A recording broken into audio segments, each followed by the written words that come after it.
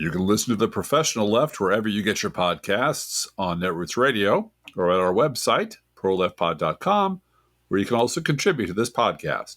There's a PayPal button at our website, or you can mail us a letter and or contribution at P.O. Box 9133, Springfield, Illinois, 62791. This is the podcast for June 10th, 2025. It's not safe for work. Recorded live from the Cornfield Resistance, where we were just offered this very exciting advertising opportunity from an outfit called the Freedom to Learn podcast. Yeah, here are some of the things that they're in favor of. They are championing school choice, defending parental rights, and exposing the harm caused by unions, Blue Gal. So just totally our wheelhouse. Absolutely 100% right where we live. However, we turned them down because this is, in fact, The Professional Left with Driftglass and Blue Gal.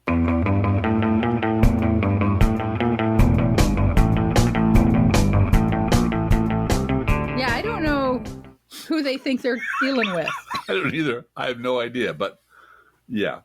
Teachers' unions forever. Yeah. Do you know what my mom did for a living her entire my dad and my sister and her husband, and they got divorced and married teachers and principals? I mean, you know, the boy. And what did your dad do for a living, Blue Gal? He was a college professor and a member of AFSCME. Yeah. Worked for the Pennsylvania State College system. Yeah. Edinburgh University of Pennsylvania. Well, that's right. I taught college too for a while, didn't I? You did. Yeah. You did. Yeah. And were you in a union at that point? Actually, we had the year I stopped teaching there, I left because of the union, as you know. No, I don't think so. It was an adjunct professor union because they had no we had no protections. We had people who were, you know, teaching 3 different colleges in the area. Right. Now that's something that universities do. Yeah. They'd all bunk together at a local motel for a week and just do the circuit. And they made enough for a living, but there was no protections at all. And we finally got an adjunct professor. I still have my union card somewhere in my wallet, I think. So proud union member. Yeah. So regular listeners of this show know that we make our income from Patreon support, PayPal support, and your regular donations. So appreciative of everyone, regardless of whether you send $5 a month or more. We love you. Thank you, thank you, thank you. And we only usually have fake sponsors on our show, except on that rare occasion that our podcast platform, Buzzsprout, which we love, sends us another podcast that we consider in line with our audience. Sometimes they send us something like the Freedom to Learn podcast, which is anti-teachers union. Yeah. And we say no. But they're pro-school choice, which means they're pro-vouchers, Blue Cow. Their content that we can make fun of is what they are. But yeah, we are glad to take money from Buzzsprout if there is something in line with our values, but it always goes and is applied directly to our Buzzsprout bill that we get every month. It's the circle of life, Blue Gal. Money. It's the circle of life, yeah. Yes, it is. But this week, I also want to read to you from a promotional email I received today, and maybe you received it too, folks, from Penzeys Spices, which is a fantastic company that calls out Republicans on the regular. They are not paying me to read this on the air. Yet. I'm sure our audience is familiar with Penzeys Spices. Today's email from them promotes 50% off Taco Tuesday spices. And it says this: educators, if you are listening, is it maybe time to cut back some of the time high school math spends on shapes and maybe focus a bit more on logistics? Growing up, I really was thinking both triangles and quicksand were going to be a much bigger part of my future than they turned out to be. Yeah. And the writer of this email clearly watched the same 70s TV that Driftglass did. Yeah. Mind collapse. Very big deal. Mines collapsing. Collapses. Yeah. You know, you get trapped in a mine or caught in quicksand. Yes. Even in Star Trek, there were people caught in caves and in collapsing mines. So big deal. A very big deal. Yeah. And a ticking clock, because the oxygen's only going to last. You know, my tricorder says we only have 26 minutes left of oxygen. So there you go. All right. But back to the email. Looking at the recent coverage of events out of Los Angeles, the thing that is absolutely absent in the coverage is perspective. Greater Los Angeles is a space of 33,954 square miles, with a population estimated at over 18.5 million people. And we could do a whole podcast on whether that's sustainable or not. That's not what we're going to do right now. How many times does 2,700, and he's talking about federal troops at this point, go into 33,954 square miles or 18.5 million people? If this wraps up with a train leaves Los Angeles, no, it does going not. west at 90 miles an hour. Okay, all right. No. Okay. Logistics tells us not enough. That many soldiers is not enough to make any difference whatsoever, no matter how well trained or how faithful. Mm-hmm. This is again from the email. What's really going on in LA? Seems President Chicken Taco is just trying to hide how unpopular his attempts at dictatorship have been behind the U.S. military. And judging by the non-existent level of support they are giving him, that's not happening. It's as if what the U.S. Marine Corps is actually faithful to is our country and our Constitution, not that guy. Hooray! I do love this country. Thanks, Marines. Time to celebrate with half-price taco seasonings for all. Hey! Excellent. And if you do find yourself sinking in quicksand, email me. I will email back, don't struggle, and then start trying to braid a rope out of something. Semper Fi, signed Bill at Penzies.com. Mm-hmm. I love this email. Yeah. It was podcast content right away. Right there. Ready-made. Mm-hmm. And, you know, the idea that the Marine Corps would be so undisciplined. Yeah.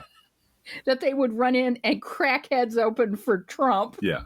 That is such not the job they're trained to do or the place they're trained to do it. No. No. And what is so glaringly obvious, you know, the next day is, first of all, this cost $134 million. Yep.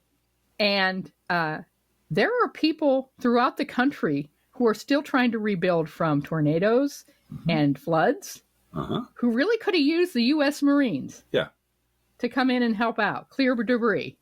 If you want to bring the U.S. Marine Corps into a civilian population, and you're going to gut FEMA, but you're willing to put the U.S. Marine Corps and deploy them within the United States, you could have done that. You could have helped out St. Louis, you motherfucker. Yeah.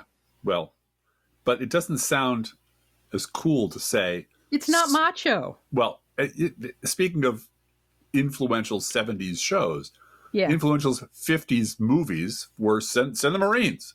Yeah. Send the troops. That's all Trump wants to say. He wants to get on the air, talk to his fascist rabble and say, we're sending in the Marines. That's all he wants. No planning. And the decades of villainizing California and LA in particular among the Fox News crowd, it's tailor-made. Yeah. Yeah. People who are mental shut-ins who are in their trailers, terrified that 1 million immigrants are going to come over the mountains and wipe them out. We've got some in our neighborhood. We do. Oh, no, we absolutely do. We absolutely do. I mean, you go on those local social Facebook media clones. I do. Next door. Yeah. It's full of a bunch of old lady shut-ins worried that a black person walked down the alley. Yeah. You know, it's just ridiculous. It's everywhere. And the alert listener will have noticed that if you've listened to politics or you followed politics over a course of years, about every 6 months to a year, something derails that lie machine the MAGA needs to run 24 hours every day, 7 days a week in order to survive. They cannot function without a steady supply of lies to explain the universe to them. Perhaps you remember something called the Iraq War, or that time that Mitt Romney did not win by a landslide, and how completely lost these people were because they really, really believed the bullshit they were being told by the Republican Party. Well, and And the aperture between the lie and the actual fact in that case, particularly, it's too big. It's too big to Yeah. bridge. And there's no and that's why in 2020 they bridged it by saying it was rigged. It was rigged. It's all rigged. Yeah. And of course, 80% of elected Republican officials laughed at that until the mob told them that you better stop laughing or we'll come to your house. Yeah. And that's when they all fell in line, because the mob is the Republican Party. It's not the elected officials. It's not the nice city councilman down your block. It's the fucking mob. And the mob leader, the capo of the mob, is Donald Trump. So and so now you have Elon Musk accusing Donald Trump of being a pedophile with evidence from the Epstein files, and Trump threatening to take Elon's government contracts away and calling him crazy, all caps, exclamation point, crazy. But not threatening to sue him for defamation. No. I find that very significant. No. And of course, as this all goes on, and as we're screaming Governor Newsome and and threatening to arrest Gavin Newsom for whatever, that's all on one side. On the other side, you have people saying liberals have to be very careful about the language we use. Very careful about the language we use, because it might offend someone or make someone in the center, rethinking about, maybe joining up which side. I'm not sure which. So what you have to understand is this. Republicans have lies for every occasion. Everything you could think of in the current status quo to throw at them. They have an explanation for it. The explanation is a lie, and they'll tell that to your face and smirk when they're doing it. When there's a serious glitch in their matrix, they do not know what to do, because they are a hierarchical structure. They're used to getting their lies from on top, from above. This is the time to attack, when they're waiting for an update to the lie software and don't know what to do. And Trump, this is where I think you and I disagree a little bit, Blue Gal, but not that much. Some people say that Trump created a huge distraction from the Epstein files by invading Los Angeles, California. I said that on Blue Sky this week. You did. And I am actually, as one with Mr. Charlie Pierce, who believes that you can have a three-headed monster. Two things can be true. That this provided an excellent distraction for the pig people from the fact that Daddy and Daddy were fighting, and they didn't know who to believe anymore, and they're not sure which lie to believe. But look, Los Angeles, it's full of migrants who are killing people. Thank God the Marines have arrived. It's also true that event, this was happening now, is Donald Trump becoming an actual dictator. Right. An actual real-life jackbooted thug who sends military an troops in, stormtroopers in. He sends stormtroopers in to wreck things. Yeah. So now, can we talk about this for a minute? Of course. Yeah. Because I see your point that yes, this is bad and this is a distraction. It is a distraction, and it can also be it's both things. Yeah. Dictatorship. At the same time, and maybe this is getting way too subtle for anybody, but Donald Trump just delegitimized his entire ICE corps. Yeah. They can't defend themselves. Right. They're weak. They're babies. They need the National Guard and the Army to protect them from civilians. That's absolutely delegitimizing their power. Now, maybe that's, like I said, maybe that's too subtle by half for anybody in mainstream media. But it's like these poor ICE people have to wear masks to protect themselves from internet trolls. Right. It's BS. Yeah. Where's the power that ICE has to just do whatever they want? I thought ICE could just do whatever they want. They had unlimited power. Well, let me put on my MAGA hat for a moment. Yeah. And put on my flannels and my Carhartt jacket and think explain to you what's happening. What you don't understand, you stupid liberals don't understand, is the problem in Los Angeles is so bad. Yeah. The immigrants are so heavily armed. It's the entire city's on fire all the time. You don't realize this because you're all stuck with your MSNBC brains on that the ICE wasn't enough. They were being overwhelmed by the immigrant. We need to escalate to the level of the illegals. It was a one-sided battle. The good guys were overwhelmed and outnumbered, just like they were with the George Floyd stuff. And this is going to happen. This is happening in all blue cities across the country, Blue Gal. All blue cities. So and now, you're right. Yes, Donald Trump is asserting the power that if you don't behave yourself and obey me and love me, I'll send in the troops to your town. No. You're thinking like a liberal. Donald Trump's trying to de-escalate the situation. The people who are wild and out of control and burning things down are the crazy migrants and the liberals who are, and Governor Gavin Newsom, who's sending them into the breach and doesn't care how many of them they die to serve his political ends. We're trying to solve the problem, Blue Gal. Yeah. And it's all in the language of macho, too. Yes. Right. This is why liberals suck at debating conservatives, because they keep thinking you can appeal to reason to people who are fucking Nazis, and you can't. You got to understand what's going on in their brain. But now they are truly facing a problem of how to love Trump and Musk at the same time, both their daddies at the same time, which is not possible. And I would like to bring into our conversation some knowledge I have from 1,000 years ago when I was in the tech world working on COBOL programs on mainframe computers. And in the old-time tech world, this phenomenon was known as thrashing. And that's what happened when your mainframe computer would be running a lot of programs all at once by rotating among them so fast you'd never notice. So everybody was hooked up at the same machine on a TSO terminal, and it looked like you were getting things done in real time, but you really weren't. The computer was just moving fast enough so you never noticed the lag between what you were doing and the next thing. But every once in a while, the virtual memory would get confused and overloaded, and it would start to handle things in an increasing number of what were called page faults or errors. They would start making mistakes. And there's a procedure for handling mistakes, but each of which error handling routine took time and resources to deal with and took computing resources away from what the computer was supposed to be doing all along, which could lead to even more errors and more computer time being lost. And eventually the mainframe would just sort of give up and start watching Love Island or Below Deck and say, it doesn't follow politics, Blue Gal. Yeah. I don't have time. I'm too busy to follow politics. It would be overloaded. And that's what's happening right now. This is what's happening with MAGA goofs right now. They're 100% behind Donald Trump. They have sworn a blood oath to the dear leader. And Trump baptized Elon Musk as not just a trusted, but the most trusted MAGA ally. He was going to operate outside the government. He was going to find $2 trillion of waste, fraud, and abuse.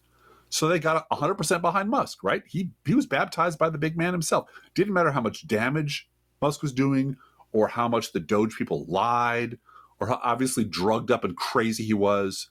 He was one of us. We accept a one of us. We accept a one of us. Gooba gobble, gooba gobble. We accept her, we accept her. Gooba gobble, gooba gobble. One of us, one of us. But then Musk took a big public bite out of Donald Trump's big, beautiful bust out. And Trump fired back.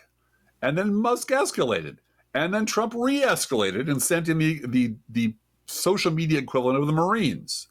And how did the MAGA faithful take it, Driftglass? Does not compute. Does not compute. Does not compute. They are thrashing. Yeah, they are. Conservative media is throwing all the ketchup against the wall, hoping something sticks. The base are wandering around not knowing what to believe because no one in authority can agree on which lie will become the official lie. Exactly. And may I insert here, too, because one of the problems here is Musk gave Trump $240 million and promised $100 million. Right. And promised another $100 million, which is apparently now off the board. And I am really worried that Citizens United is now a distant memory and that this is now how things always are. Yeah. And that there's nothing, I see on the edges some resistance to this. The Arizona Democratic Party has voted as an entity to prevent billionaires from buying their primaries. Now that's progress. I agree. And it wouldn't surprise me if the Citizens United folks are going to sue. Wouldn't surprise me at all. Yeah.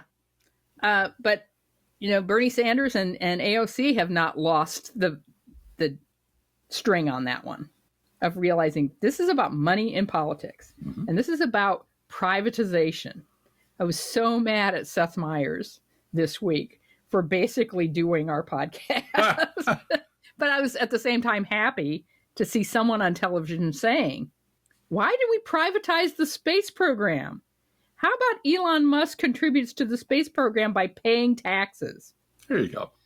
so that our astronauts don't get stranded when Elon Musk and Donald Trump, who are not stable people, get in a fight, and all of a sudden Elon Musk says he's not going to rescue the astronauts from the space station. Maybe I'll crash my satellites.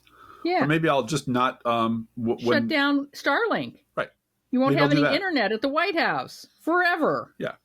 Yeah. It's it is and I would liken it to the Joe Biden handling of the post-COVID economy, which was, there's two ways that could end: in a crash, in a very bad thing, or the soft landing that Joe Biden managed to pull off that amazed everyone in the industrialized world. The fastest recovery, the gentlest landing, the most, yes, it was bad. It's all very bad. It's going to be bad for a while. Public investment, right, and consistency, right, and stability. But it was here is a big problem. Here is a way that a mature public servant can handle that problem by doing all the right things and investing all the right dollars and saying the right things and holding people's hands and reassuring them that, yes, inflation is high. Yes, things are bad. Yes, but we're getting better. And the problem was enough people just didn't believe it. Just refused it because they would listen to Fox News and they'd listen to Fox News and they'd listen to Fox News. Or they listened to consultants, Democrats would listen to consultants who said, you can't tell people that things are getting better if they feel bad. Right. Even if they are. Right. Yes, you can. Which is fucking nuts. So it is. But because Donald Trump can go on camera and say, if something's good about the economy, it's me. And if something's bad about the economy, it's Biden. Right. But again. And the reporter says, next question. Yeah, well, that's the thing. And so you have to give up your, not you personally, because I love you dearly, but you have to give up your sentimental attachment to the idea that journalists are useful. Yeah. Because they're not. Yeah. I mean, a lot of them are still, but so many of them are just corporate shills who do what the corporate... They know where their paycheck comes from. And they will not stick up for you and I. And you have to give up the romantic idea that there's some other Republican party out there that can be salvaged or remediated, because you can't. They're all bad. The problem is the other way that these crises end, other than the Joe Biden soft landing way, is with a massive crash. Yep. A big explosion. Your currency in Rome is devalued to the point where it's useless and things fall apart. That's the alternative. And things get so bad in France that we start rolling out the tumbrils and decapitating the aristocrats. So there's a lot of different ways this ends. So it's possible that Citizens United would end with reasonable people understanding that this is the source of the problem and joining hands and uniting to limit the amount of influence money can have in politics. But money already runs politics. And they simply won't permit that conversation to be had in the first place. Right. So the alternative to that is, well, pretty awful. And I think those people think that when the crash comes, they can hide out in their private islands. They can take to the sky. They can live in space, whatever the fuck they plan to do. Right. But they won't face any consequences for fucking this country up, because they'll just move on to something else. So, but on the ground here, this tension between MAGA love Trump and MAGA love Musk, enjoy it while you can, because this sort of thing always resolves itself. Either someone comes up with a lie, which is obviously insultingly ridiculous, but it's good enough for the dum-dums, and that's all it has to be, or a big distraction, or both. But it is at this point when the Republican Party is always at its weakest, and when so-called centrists and independents are at their most persuadable, because at that moment, what's happening on the right is just too fucking embarrassing for them to stay non-committal. All right, so can we talk about the Epstein files and I know we're going to get into Kash Patel in a minute. Sure. The facts that we definitely know. Jeffrey Epstein and Donald Trump were friends. Yes, for years. Buddies, hung out, partied together, partied with lots of women together, etc. Lots of very young women together, yes. Video proof of that. Which matters to who? No, I'm getting to a point here. Okay. Donald Trump, there is an absolute timeline, much of which is by his own admission on tape. I owned the Miss America pageant. I would go into Junior Miss where there are 15-year-olds getting undressed. And I own the pageant, so I get to walk into their dressing room and they're getting undressed. And I get a peek and I do this. And okay, And the other thing that's clear from Epstein and Ghislaine Maxwell's trials is that they promised young girls modeling contracts, and part of the process of recruiting them to these promised modeling contracts was time on Epstein's Island, Right. where there were lots of massage tables. That apparently was Epstein's thing, was being massaged by underage girls. The court will stipulate to all of this. Okay, no. Now let me get to this. Okay. All right. This is all stipulated. Right. How did these girls get to Epstein? Particularly in Miami Beach. Mom drove me there. Right. Okay. This is not just Epstein. This is Fox News and this is Weinstein. This is a sexual trade between creepy rich men and girls, and the participation of their parents, and everyone failing these underage girls. Just say Matt Lauer. Go ahead. Just say Matt Lauer. Okay, Go ahead. Matt Lauer. Mhm. Yeah. This is, and the Me Too movement, which I do not believe is a flash. I think it's going to continue because women have had it. Right. At least to a great extent, I hope, have had it. But Donald Trump lived in a world where this was okay, and I am absolutely sure had a hand job or blow job from someone underage. Okay. So what? Because, well, he's not suing. Why isn't he suing Elon Musk? So what? Because it's true. So what? Well, you say so what, but this is not going to resolve itself quickly. It doesn't have to. Among the people who have been obsessed about the Epstein files Yeah. for years. Let me ask you a question. I will stipulate all of this. I'm stipulating all of this. Yeah. I'll stipulate it worse. I'll 10 times worse. Go ahead. Who do they hate more at the end of the day? Musk? Oh, liberal. Yeah. Liberals are always worse. Liberals are always worse. No matter what happens, liberals are. But so Musk they will, has a bigger megaphone than we doesn't do. matter. Doesn't matter. Musk could not exist. They have been taught that no matter what, liberals are always worse about everything. Liberals are communists. We're monsters. We're baby killers. Yeah. And they believe that. So it doesn't matter how much evidence you stack up of this. It doesn't matter because they don't believe you because you're saying it. You saw the videotape. You and those evidence. But I didn't. I'm not saying it. Musk is saying it. Right. But it doesn't matter. It doesn't matter because they will find a scapegoat.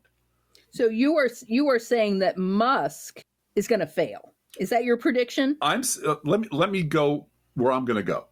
Okay, you go where you're going to go. You know the rules for the base, right? Right. All things are permitted.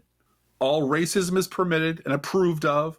All asshole behavior is applauded. Trump's sexual predation is applauded. Yeah. You know, the Hollywood tape didn't matter. None of that fucking mattered.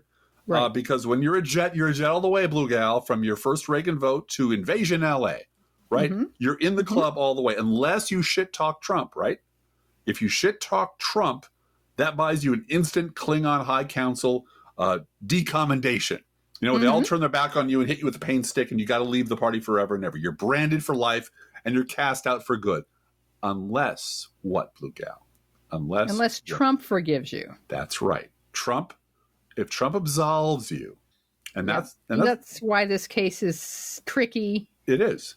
Because what happens when an unmovable asshole encounters an irresistible idiot? Right. And which is which? I don't know which daddy is the stupid one and which one is the asshole. It doesn't matter.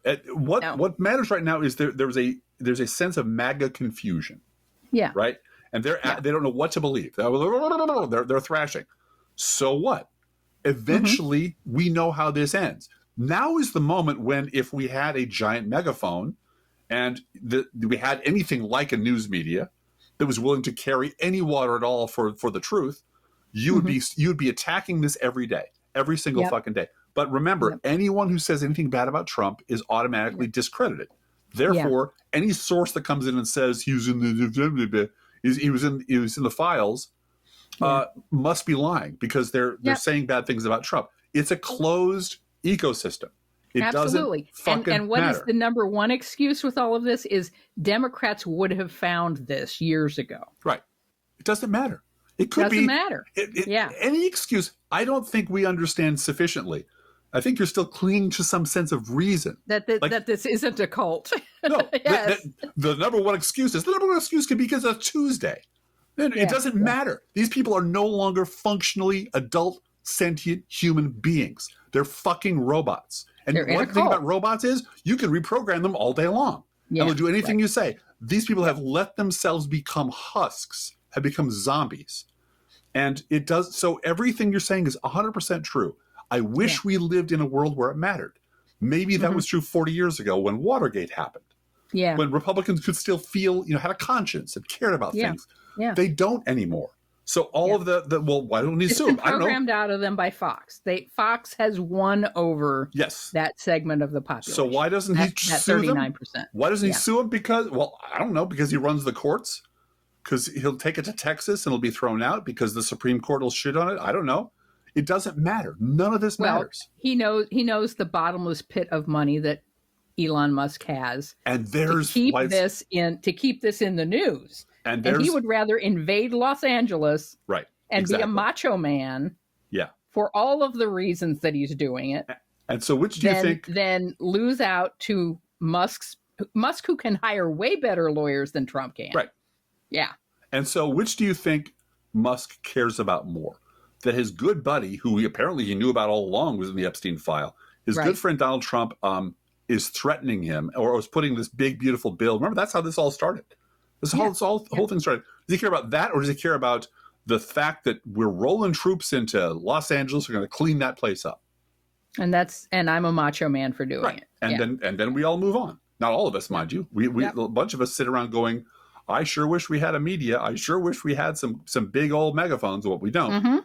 But I think that the problem is we are dealing with a situation where it's unprecedented because it truly is the richest man in the world versus the most powerful guy militarily and government-wise. Yep. I think in the end, Trump wins because Trump can inflict damage on Musk in ways that Musk can't inflict damage on Trump. Because Trump's never going to be impeached. And that's the only way you get rid of him. And as long as he's there and can hold up his dumb sheets of paper and say, I signed an executive order making Elon Musk a criminal and we're deporting him and taking all his money. He could do that. He can. Yes. So I think we understand. And Musk doesn't have that power. No, he doesn't. So I think in the end, what happens is they mend fences. Donald Trump absolves him of his sins, just like Marco Rubio, all the people, all the henchmen who ran against him that he made kiss his ass before he could let him back in the tent. He'll do that with Musk. He'll find a way. I have faith. Yeah. Speaking of which, I want to get back to this moment that we're living in right now. Yeah. And it is confusing, and particularly the inside of the Trump cabinet. And how incompetent all of them are. And they are not picking Trump's side. And people on Newsmax aren't picking Trump's side either. No. Because Elon will be around longer than Trump. Right. And will still have all that money. So this was a particularly revealing moment. I'm sure many of you have heard it before. This is Kash Patel, our Federal Bureau of Investigation head. Right. Dude broing it up with the Joe Rogan podcast. Time to drop the really big bomb. Donald Trump is in the Epstein files. That's the real reason they have not been made public. Have a nice day. Jesus Christ. I'm not participating in any of that conversation between Elon have and a nice day, DJD. Someone should take his phone away. They're going back and forth about different things. And listen. Well, he said he was disappointed in Elon. Yeah, he told him to leave. Jesus Christ, that's a crazy thing to say. How does he know? Does he know that Donald Trump is in the Epstein files? I mean, does he have access to the Epstein files? I don't know how he would, but I'm just staying out of the Trump-Elon thing. Yeah. I'm not going to get in the way of this. I don't know. Not my job to figure out. I don't know. Yeah. Those were the two significant moments in that audio. The head of the FBI saying, I don't know what Elon Musk has. I mean, fired on the spot if he was a Democrat. Yep. Fired on the spot. Yep. Doesn't matter. And doesn't matter. And then Joe Rogan saying Elon should have his phone taken away. Yeah. Yeah.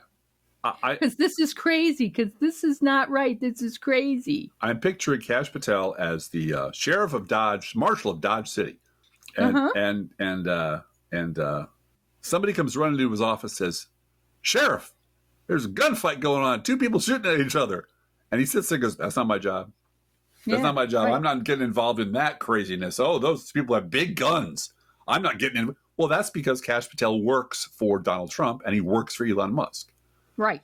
Daddy and Daddy are fighting. And I just want to sit quietly and arrest immigrants and bro it up with my good friend Kash. And talk shit on behalf of right-wing idiots. Yeah. For two and four right-wing idiots. Yeah. And this is always going to be this way. Because Trump is always going to put the worst people in the most important jobs, and things are going to go horribly wrong, and they were going to dive for cover. Yeah. And what I don't know is if Kash Patel is going to take it in the ass from a boot in the ass from Donald Trump because he didn't stand up and defend him. I know. That's the point. Yeah. That was disloyal. Right. You weren't loyal to me. I'm not getting involved between Donald Trump and Elon Musk. You just took Elon Musk's side by doing that. Mm-hmm. It wasn't, I support the president 100%. You know what this is, Blue Gal? What? It's the end state of both sides do it. Is both Elon Musk and Donald Trump are right. Both. I just don't want to get involved. Mm-hmm. I'm an independent. Look, in the end, whatever happens, they're going to find a scapegoat. Of course they will. And they're going to blame liberals. Of course they will. Because power always reserves to itself the right to assign blame. And there's this wonderful Substack article from Rebecca Solnit from February. It's from her blog, Meditations in an Emergency. Hat tip Thimbles on Blue Sky for sending this to us. The post is titled, The She Made Him Do It Theory of Everything. Yeah. And it starts off with this feminist theory that, the language of abuse is it's your fault that daddy gets drunk, and you tell mommy it's mommy's fault that daddy gets drunk and hits you. Right. Right. Mm-hmm. That's the power dynamic. And this is from the article, quote, the rhetoric and logic of the abuse of power operates similarly at all scales, which is why I found feminism such useful equipment for understanding authoritarians in public and political life. Because no matter what abusers take from their victims, they don't want to take the blame. And one of the prerogatives of power is to be in charge of blame. And abusers routinely exercise that power to make their own acts someone else's fault. She made him do it operates in politics, too. The most recent example is Trump's declaration that somehow Ukraine's President Zelensky was responsible for Russia's invasion of his country. Trump envoy Steve Witkoff blamed Ukraine, too, saying Russia was provoked, as if Ukraine was wearing a miniskirt. Fair or not, this is a title. Fair or not, Zelensky is angering Trump. Is his style hurting Ukraine? It's a question. This is an outrageous headline in the New York, and we will add fucking, Times, over a news analysis that asserts, quote, his approach to the Trump administration has fallen flat with the White House, engendering not empathy but hostility from the American president. Trump thinks Zelensky should have placated Putin, and the New York Times thinks Zelensky should placate Trump. And there's nothing in that article about Trump being a nut job. Right. And also in the pocket of Vladimir Putin. Mm-hmm. And there's something wrong with that. Mm-hmm. That doesn't come up. Back to Solnit. Trump is specifically the most prolific, shameless, and public practitioner of a version of projection that Dr. Jennifer Frey dubbed DARVO in 1997.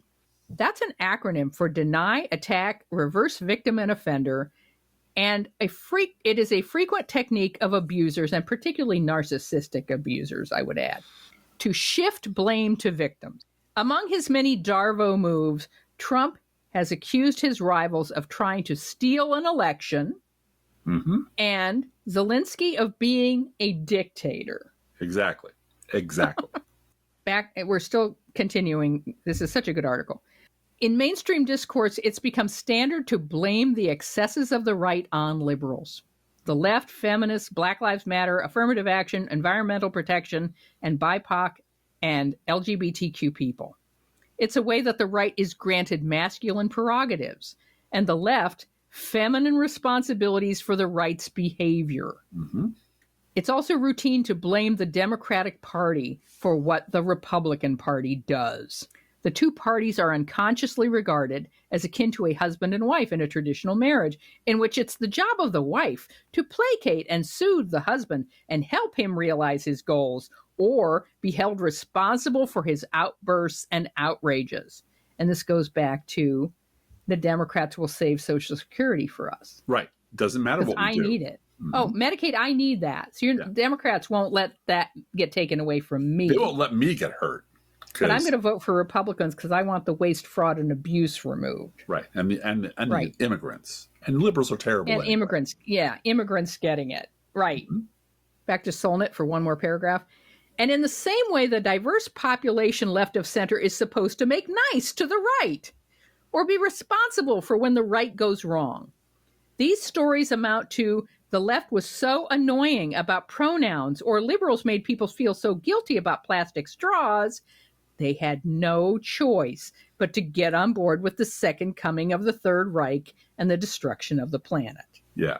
Yeah. And this is what has driven me crazy from day one about so many of our Never Trump allies who now occupy seats in the media that should be occupied by liberals.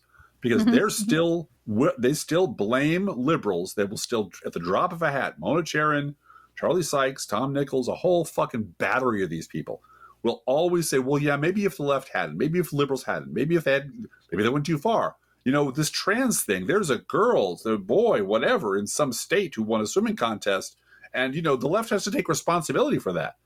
And they just can't get through their fucking heads. They worked for Nazis. They worked for terrible people. They were really bad people, and they don't want to accept the fact that their bloody fingerprints are all over this thing, unless we can find a way to share the blame with you and me, Blue Gal. They just can't do it. So, as an aside, I looked up some numbers because, you know, sometimes I do that. And in the last 3 elections, voters had a choice between a lying, racist sexual predator and a competent, capable public servant. In 2016, voters were offered that choice, and 62,984,825 of our fellow citizens stared into the lying racist abyss that is Donald Trump and said, hell yeah, that's my guy. In 2020, voters were offered the same choice between competent, capable, dedicated public servant with a track record of success and the very same lying racist, openly fascist sexual predator who had just finished nearly wrecking the country with his corruption, incompetence, and unprecedented nonstop lying. This time, 74,224,319 of our fellow citizens stared into that same lying, corrupt, racist, predatory abyss that is Donald Trump and said, fuck yeah, I want that guy. 2024, voters were again offered the same choice. Competent, capable, dedicated public servant with a track record versus lying, racist, openly fascist sexual predator who had now led a violent coup against the government of the United States, who promised to pardon the traitors who had tried to overthrow the government, who had been impeached twice, was credibly accused of serious federal and state crimes in multiple jurisdictions, and was now a multiply convicted felon. This time, 77,302,508 of our fellow citizens stared into the same goddamn abyss and said, hell yes. Maybe the problem isn't paper straws and pronouns, Blue Gal. Maybe there's something much, much deeper and more frightening that's wrong with these people. That is the result of being poisoned by conservative propaganda for the last 40 years. And maybe the people on the right who are now our allies should take some fucking responsibility for what they did to this country. Instead of blaming liberals, you know, who if they had only done this or if they had only done that. Sorry, not buying it. You mind if I read you a little bit more of Solnit No. since it's so good? It's great. This is and what's more, she's a really good writer. She's a good writer, and she's saying exactly what we've been saying for the past 3 podcasts. But she says behind these stories is the assumption that some people matter more than other people. Yeah. And that we who matter less have to pander to those who matter more. Conservatives, when they are imagined as straight, as white, as male, as rural, as salt of the earth, as the real Americans, unlike us ethnic, immigrant, urban, non-male, non-straight people. Mark J. Dunkelman has a new piece out in The Atlantic titled How Progressives Broke the Government. Mm-hmm. A loaded choice of title at a time when a right-wing coup is actually breaking the government. Unquote. Now, she goes into some depth about the way identity politics is treated as something awful. The boogeyman who scared so many people that they just had to vote for Donald Trump. Yeah. But as she points out, quote, straight white male is an identity too. And the right pushes a hateful, regressive version of those identity politics, though no one blames straight white male identity politics for Republican losses. Uh-huh. It was never he made her do it. Those identity politics are rendered invisible or treated as beyond question. But I'm here to question them because she didn't make him do it. Unquote. Yeah. It's such a good article. We will link it in our show notes. You should read the whole thing, especially we left out a lot of it. Yeah. But it's really good. It's really good. Good writer. And I'm a fan of both the well-written structure of it and how it just carries the argument so effortlessly and proves every point along the way. It's just really, really good. Again, thanks to Thimbles for sending it our way.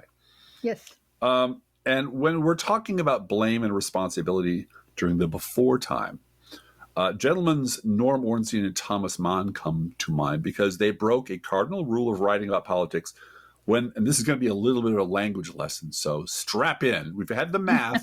Now we're on the language portion of the SAT. When they modified the traditional verbs and shifted the approved tenses to describe the state of the Republican Party. Whenever the Republican Party does something catastrophic, the political reporting is virtually always written with the verb to be, but with the modal verb may latched onto it. So here's an example. Consider what just got Terry Moran suspended from ABC News. By the way, ABC News, for doing that, you're pussies, and we hate you. Here's what he said. You're pussies and we hate you. And we hate you. This is what he said in his tweet, which he deleted.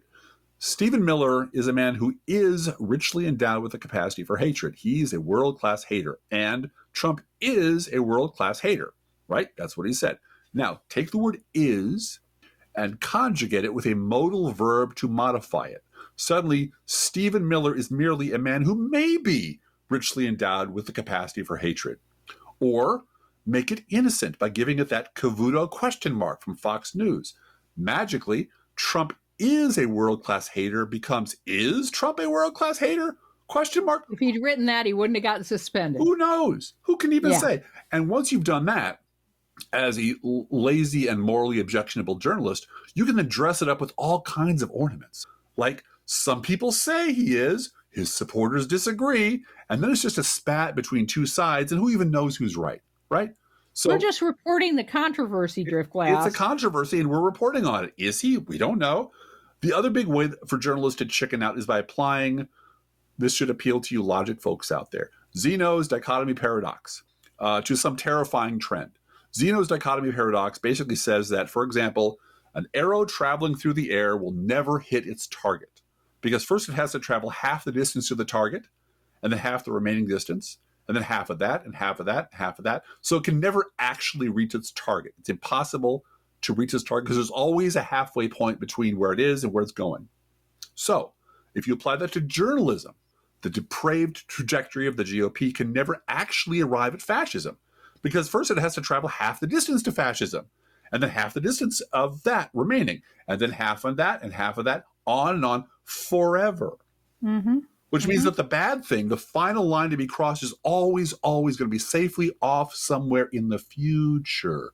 We don't have to worry about it. It's bad. It might be getting worse. We don't know. But the bad thing is not happening right now. It's happening in the future. And the Republican Party can never go too far. No, it can never go too far.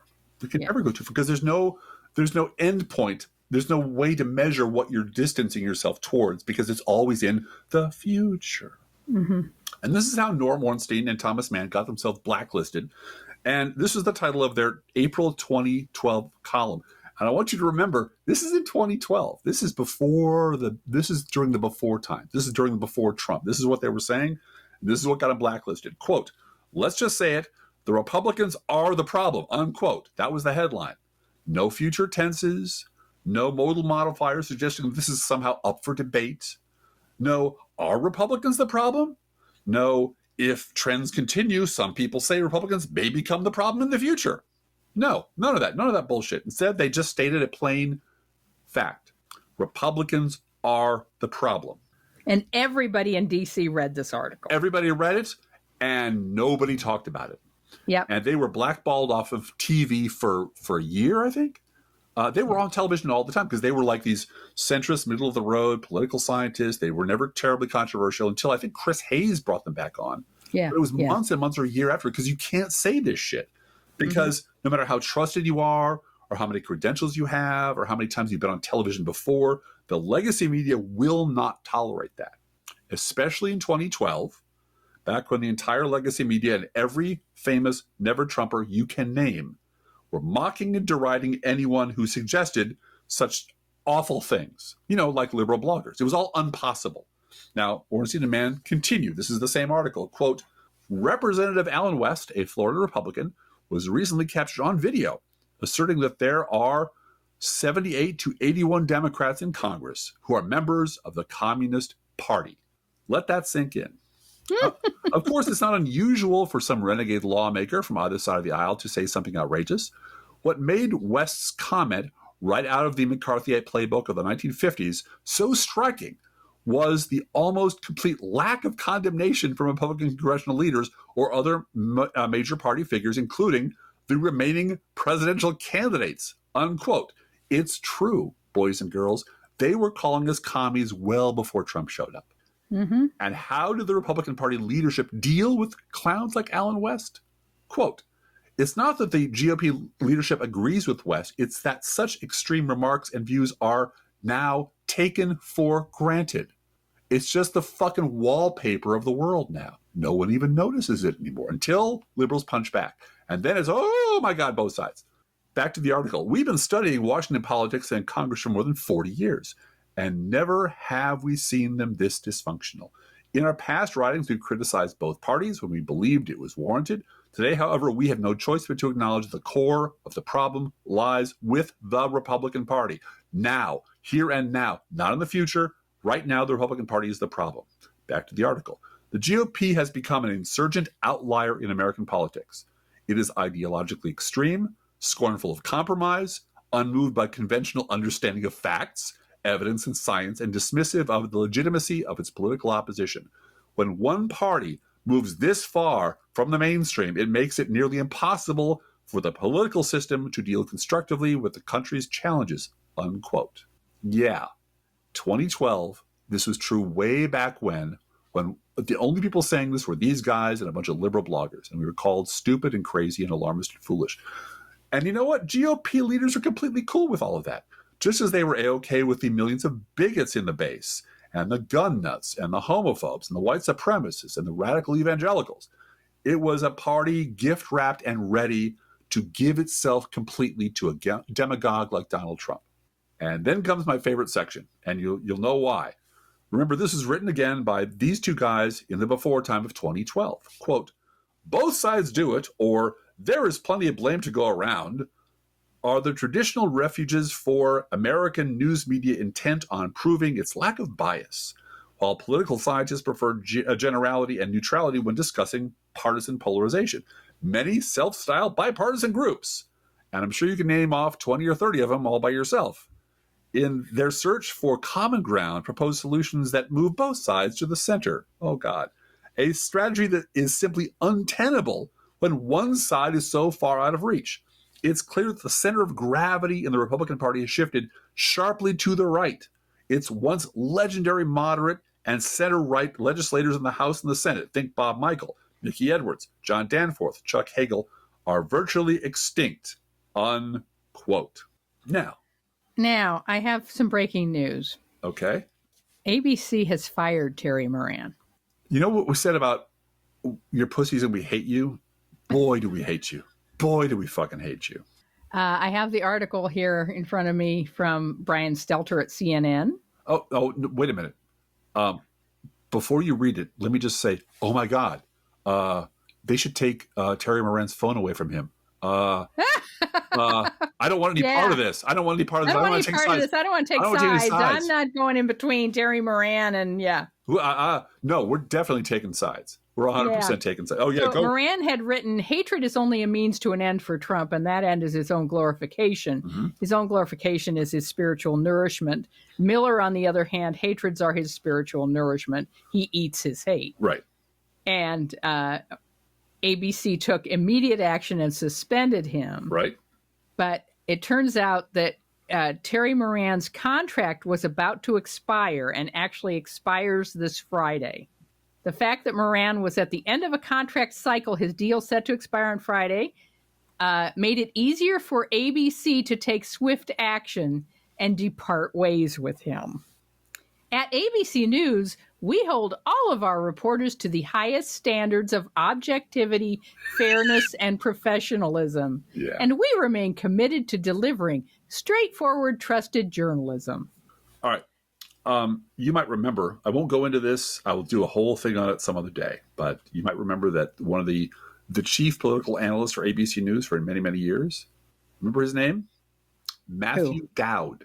Matthew Dowd. Matthew Dowd was the chief, and he was the guy who was out there pimping like mad that both sides are terrible. Both sides. This is 2015, 2016. The corrupt duopoly. The corrupt duopoly. I'm voting third party. I'm an independent. You should too. You know, the whole corrupt duopoly, and it's the corrupt duopoly. It's Hillary's just as bad as Trump, and blah, blah. And once Trump was elected, Trump voters are not the same as Trump supporters. His fans are a small number of angry people, but larger, the voters are not to blame for this shit. This is not,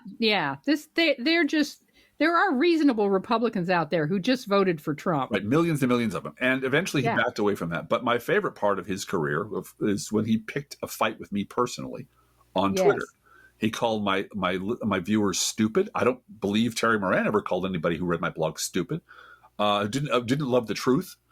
Then he blocked all of us, and then he deleted his Twitter account. And they let him keep his job. Entire Twitter account, yes. Yeah. And then he started lying about what he'd said before, and then he started blocking, which I think Terry Moran should just start doing. Just saying, I never worked for ABC. He could go to your blog to find the old tweets of Anyway, Matthew Dowd, former ABC political director Matthew Dowd. I lost respect for ABC News long before this happened. Yes, because they were perfectly willing to tolerate this lying asshole as their chief political analyst for year after year after, who was out there picking fights all the time on Twitter. But not with people who could, pull their contracts, just with people who were telling the truth. Right. So. Who might prevent a merger. Right. Somebody who could prevent a merger. Right. Right. All right. I did want to point out that one person that we need to watch out for who is trying to pretend that he's a moderate Republican is Josh Hawley. Yeah. Josh Hawley is sponsoring a bipartisan bill that will go nowhere to raise the minimum wage and the federal minimum wage. Mm-hmm.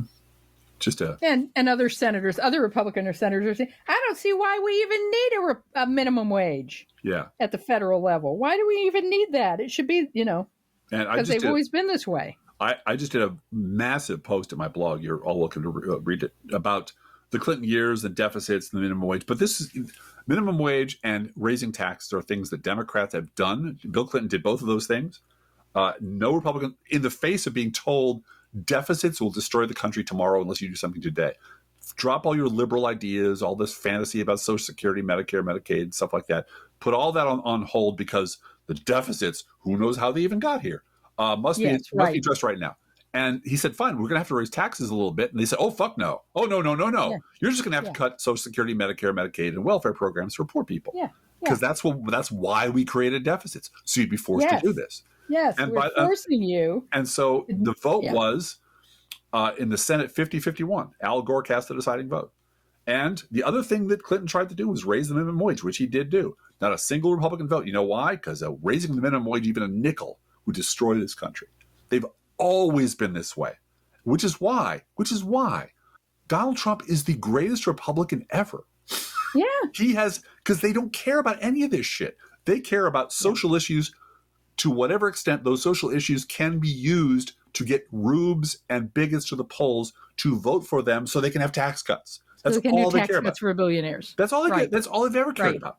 And everything else can go by the wayside. They can And change the federal policies. government is a big pot of money to give to rich people. That's exactly right. In every instance. And That's and what it is. Donald Trump Yes. has delivered on the only thing conservatives have ever cared about, more bigly, more powerfully, more strongly than any Republican in history. And he did it using shitty, awful, nefarious, racist tactics. So what? Yep. So did they. Yeah. He just does it bigger and louder with less shame than anybody else. But they were always willing. They were willing And to, more narcissism. Yeah. But these people were willing to impeach Bill Clinton because he was a better Republican than they were. Yeah. And so I am not at all surprised that Josh Hawley is trying to stake out a little bit of territory, which will never amount to anything. He can say I'm a both siders. I'm a centrist. Maybe Joe Manchin. I can get Joe Manchin. I cross the aisle to work with my Democratic colleagues on improving the lives of blah blah blah. Because he wants to be president. Why did Josh Hawley cross the road? Yeah. He ran away from the J6ers. All right. Driftglass has a new podcast idea called the Unfocused Group Podcast, hosted by Lara Songwell. Yeah, Lara Songwell. You've been listening to too many focus group podcasts, I think. I do listen to people on the other side of the fence. There is a focus group podcast by Sarah Longwell, who is a focus group person, who is the managing editor, I believe, and publisher of Bulwark. She's a big shot over there. And she's hanging and banging with all the people at MSNBC. She's on almost all the time. And the thing I find most nauseating and just like repulsively fascinating about these focus groups is focus groups never judge anybody. They just say, hey, what do you think of thus and so, and turn the microphone on. And they never challenge a person's belief. They never say, well, what? But maybe the earth isn't flat. Have you ever thought about that? They never do that. They just let the people kind of spew their bullshit, and they focus heavily on Obama to Trump voters, Biden to Trump voters, people who are mad at Joe Biden. They love talking to those people. I'm never going to be on a focus group because you really don't want to. Because I can see you behind the mirror. It's like being on a jury. It's the same thing. They know what they want. They know the groups they want to interview, but the whole thing is we don't judge anybody. We just collect this raw data, and then approach Democrats and say, these are the people you have to reach. People who believe that lizards run the planet. People who believe the earth is flat. And how are Democrats going to reach those people? Yeah. And my answer is, well, I can't convince Democrats not to try to influence those people or persuade those people because those people are stupid. We've already talked about a strategy to do that last time, which is lie to them. Lie to them all the time. Just lie your ass off because they don't really matter. Their opinions are stupid and we don't care about them. But what we would like to do is have fun judging the people that the focus groups will not judge.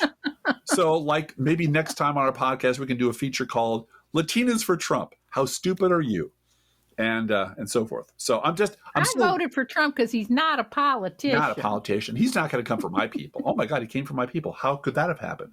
Yeah. I'm just workshopping this stuff. Not sure I'll keep it, but we're always looking for new podcast ideas. Unfocused group. Yeah, the Unfocused Group podcast. You're gonna have stupid Obama to Trump voters saying, well, I voted for him.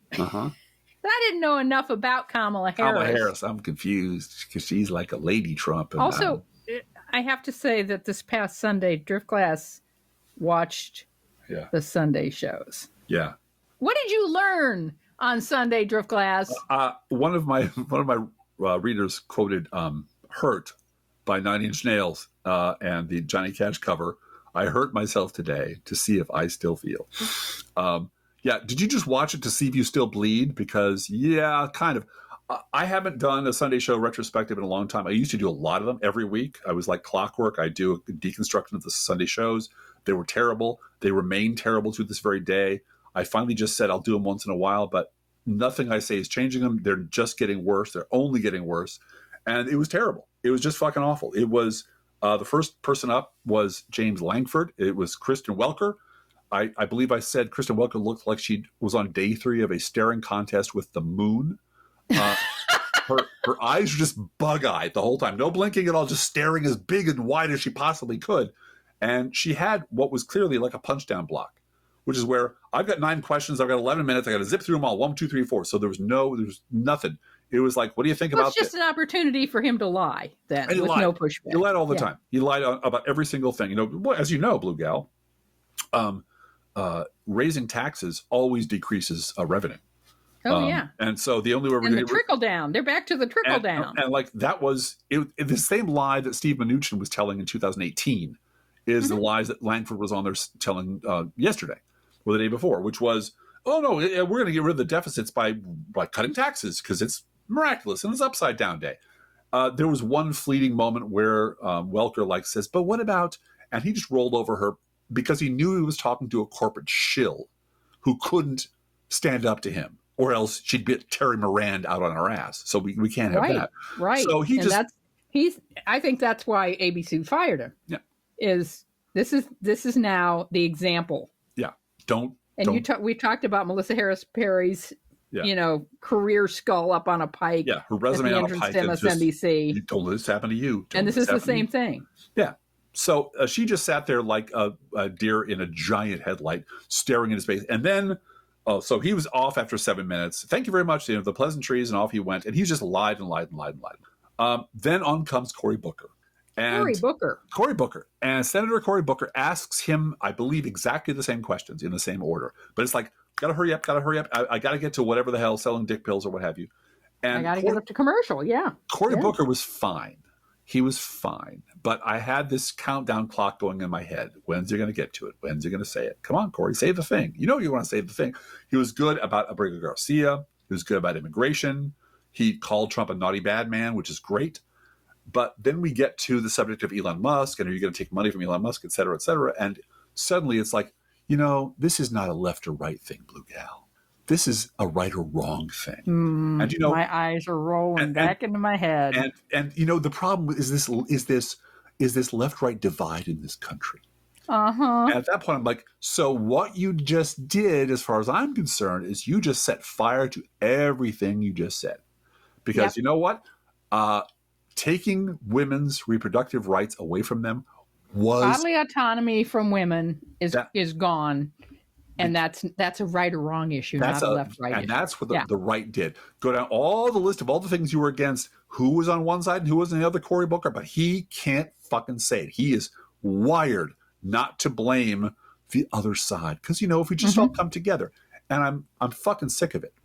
I appreciate it's a place of privilege, it is. Cory Booker, that you're doing that. I appreciate the fact that you stood up for 26 hours and you talked at length and you have passionate beliefs and you shovel out your neighbors, your friends and people in your town's driveways. I appreciate all of that. I'll give you all of that. But if you're asking what Democrats are angry about when they see someone won't fight, I'm looking right at you, Cory Booker.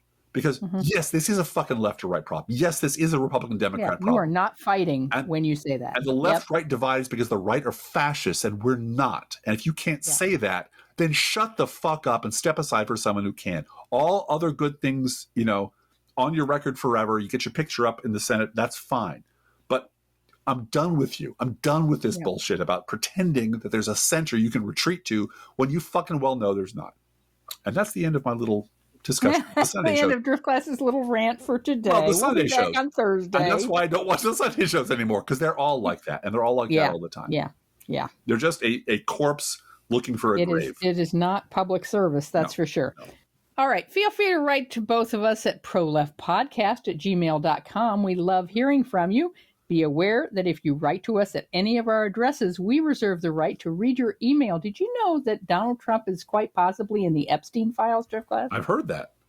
Or U.S. Postal Service. Go, postal unions. Letter on the air unless you say otherwise. Please also share our show on social media. Put this podcast in front of Cory Booker and just ask him to respond. I really appreciate that.